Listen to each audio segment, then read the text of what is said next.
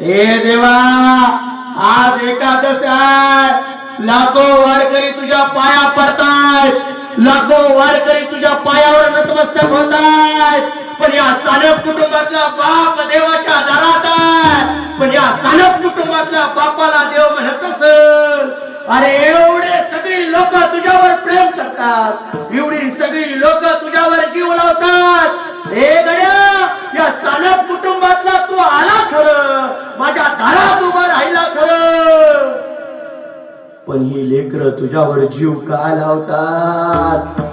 त्यावेळेस मात्र लेकरानं सांगावं, आमच्या घरातला बाप तुझ्या दारात आला ना, तुझ्या दारात